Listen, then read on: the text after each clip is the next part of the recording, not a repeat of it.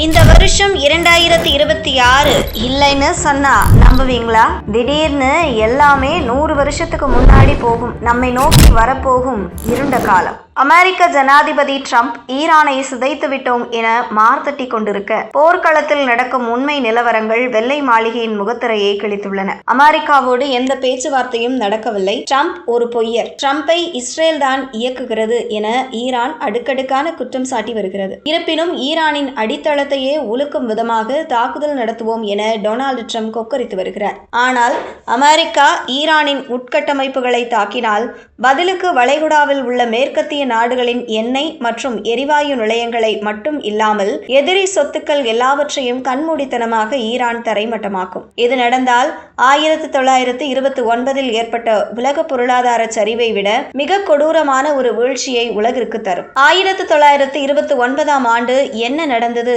என்பதை தெரிந்து கொண்டால் அதன் வீரியம் நமக்கு புரிய வரும். 1929 ஆண்டு அமெரிக்க பங்குச்சந்தை கடும் வீழ்ச்சியை சந்தித்தது. இதனால் பெரும் பணக்காரர்கள் தங்கள் பணத்தை இழந்தனர். பெரு நிறுவனங்கள் முடங்கின. வங்கிகள் தங்கள் முதலீட்டாளர்கள் பணத்தை பங்குச்சந்தையில் போட்டு நஷ்டமடைந்ததால் அதை திருப்பிக் கொடுக்க முடியாமல் கைவிரித்தன. அவ்வளவுதான். இதன் தொடர்ச்சியாக தொழிலாளர்கள் வேலை இழப்பு, விலைவாசி உயர்வு, அனைத்து வித உற்பத்திகளும் முடக்கம், பசி, பட்டினி என அமெரிக்கா மட்டுமின்றி ஒட்டுமொத்த உலகமும் கஷ்டங்களை எதிர்கொண்டது. அப்படியே நாம் 2026க்கு வருவோம். ஈரான் போர் தொடர்வதால் பங்கு சந்தைகள் வீழ்ச்சியடைந்து வருகின்றன. இதே நிலை நீடித்தால் 1929 இருண்ட காலம் வந்துவிடுமோ என்ற அச்சம் பலரிடமும் எழுந்துள்ளது. இந்த நிலையில் 1929 உலகளாவிய மந்த நிலை மீண்டும் வரும் என பிரபல பொருளாதார வல்லுநரும் முன்னாள் ரிசர்வ் வங்கி ஆளுநருமான ரகுராம் ராஜன் கடந்த ஆண்டு தெரிவித்த கருத்து தற்போது பரவலாக விவாதிக்கப்பட்டு வருகிறது. சவுதி, குவைத், கட்டார் மற்றும் அமீரகம் ஆகிய நாடுகள்